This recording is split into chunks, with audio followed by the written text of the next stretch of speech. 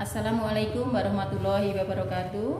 Perkenalkan, saya Jumiatun dari SD Negeri Tepajaya, Kecamatan Buai Madang, Kabupaten Ogan Komering Ulu Timur. Hari ini saya akan melakukan pengimbasan BIMTEK Asesmen Kompetensi Minimum kepada rekan-rekan guru di SD Negeri Tepajaya.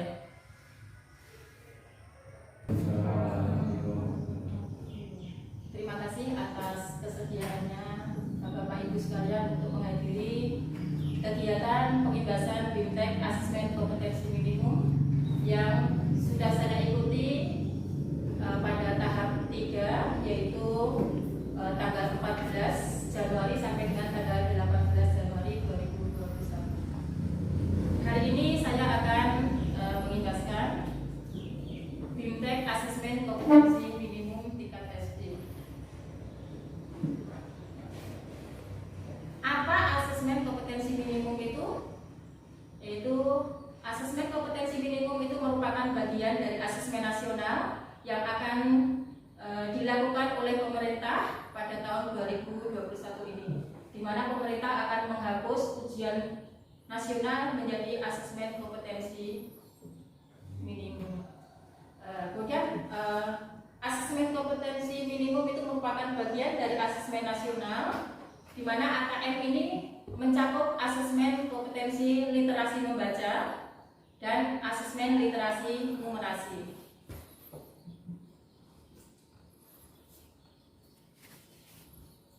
Kemudian kompetensi siswa seperti apa yang diharapkan oleh pemerintah, yaitu siswa yang memiliki kompeten di bidang kecakapan hidup abad 21 dan sebagai profil pelajar yang Pancasilais. Yang semua itu akan bisa diukur melalui asesmen nasional yang berupa asesmen kompetensi minimum, survei karakter, dan survei lingkungan belajar. Profil pelajar Pancasilais itu meliputi 6, yaitu yang pertama adalah beriman, bertakwa kepada Tuhan Yang Maha Esa dan berakal mulia. Kemudian berkebinekaan global, bergotong royong, kreatif, bernalar kritis dan mandiri. Itu yang diharapkan. Kemudian seperti apa tahapan mengikuti BIMTEK AKM itu? Yang pertama di sini ada orientasi, yang kedua pengantar program, kemudian konsep asesmen nasional itu seperti apa, kemudian teknik pelaksanaan asesmen nasional, asesmen literasi membaca, asesmen numerasi, asesmen pasca program atau post-test, dan tindak lanjut laporan hasil AKM atau asesmen kompetensi minimum. Selanjutnya, mengapa diadakan asesmen nasional? Karena dari hasil PISA itu terbukti bahwa kemampuan belajar siswa pada pendidikan dasar dan menengah itu masih kurang memadai, masih sangat jauh dari harapan. Dan tujuan dari asesmen nasional ini adalah untuk meningkatkan mutu pendidikan. Kemudian konsep asesmen nasional itu meliputi pengantar, tujuan dan manfaat asesmen nasional, mengevaluasi ujian nasional, dan membandingkan antara asesmen nasional dan ujian nasional. Ini perbandingan antara asesmen nasional dengan ujian nasional. Dari tujuannya, kalau asesmen nasional itu digunakan untuk mengevaluasi mutu terkait dengan sistem satuan pendidikan. Kalau ujian nasional itu hanya untuk mengevaluasi hasil belajar. Dari segi jenjang, asesmen nasional ini akan dilaksanakan di semua jenjang, dari SD, SMP, SMA, SMK, dan program kesetaraan jenjang dasar dan menengah. Kalau selama ini ujian nasional itu diberlakukan di SMP, SMA, dan SMK. Kemudian asesmen nasional ini yang akan diukur yaitu siswa kelas 5, kelas 8, dan kelas 11. Kalau ujian nasional itu dilaksanakan di tingkat akhir setiap jenjang, ya. dan seterusnya itu. Jadi di sini perbandingan antara asesmen nasional dengan ujian nasional. Berikutnya adalah asesmen kompetensi minimum ini. Anak-anak atau pelajar itu diharapkan memiliki keterampilan yang berbasis kompetensi, bukan berbasis konten. Seperti apa pembelajaran yang berbasis kompetensi? Yaitu berpusat pada kebutuhan, belajar untuk pemahaman suatu konsep dan keterampilan, kemudian pembelajaran juga terkait dengan konteks kehidupan nyata yang dapat diterapkan dalam kehidupan sehari-hari. Berbeda dengan pembelajaran yang berbasis konten, itu hanya berpusat pada pembelajaran, kemudian belajar hanya untuk materi, cakupan materi, menjawab serangkaian pertanyaan tes berdasarkan topik. Pembelajaran itu kurang nyata dengan kehidupan siswa, serta orientasinya hanya pada nilai akhir. Itu kalau ujian nasional.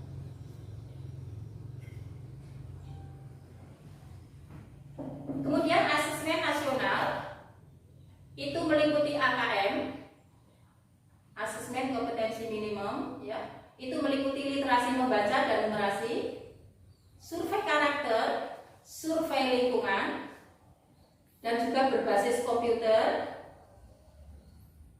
Peserta AKM itu dari seluruh satuan pendidikan, tadi sudah saya sebutkan bahwa mulai dari jenjang SD, SMP, dan sederajat SMA, SMK. Itu pesertanya ya. Tidak semua murid, tapi hanya sampel yang dilacak. Yang menentukan adalah dari pusat yang menentukan siapa pesertanya. Kemudian jadwal pelaksanaannya selama 2 hari. Bentuk soal asesmen kompetensi minimum itu berupa pilihan ganda. Ada pilihan ganda kompleks, artinya siswa dapat memilih lebih dari satu jawaban yang benar. Kemudian isian singkat, menjodohkan, dan soal uraian. Ini jadwalnya seperti terlihat. Hari pertama dan hari kedua. Untuk SD khususnya ini, hari pertama itu tes literasi ditambah survei karakter. Kemudian hari kedua itu tes numerasi ditambah dengan survei lingkungan belajar. Ya. Kemudian tentang literasi membaca, asesmen kompetensi minimum pada literasi membaca itu meliputi teks fiksi dan teks informasi. Asesmen kompetensi minimum literasi membaca terdiri dari 3 level pembelajaran, yaitu level 1, level 2, dan level 3. Level 1 itu untuk siswa kelas 1 dan kelas 2, level 2 untuk kelas 3 dan kelas 4, level 3 untuk kelas 5 dan kelas 6. Kemudian dalam BIMTEK AKM itu sendiri, di sana ada contoh-contoh soal untuk literasi membaca, soal AKM literasi membaca. Dan kita juga berlatih di situ, belajar untuk menulis butir soal literasi membaca. Ada 3 soal yang akan kita unggah dalam BIMTEK tersebut. Kemudian untuk numerasi, konten numerasi itu meliputi bilangan, pengukuran dan geometri, data dan ketidakpastian serta aljabar. Tahapan AKM numerasi tingkat SD itu ada 3 level, yaitu level pemahaman, level penerapan, dan level penalaran.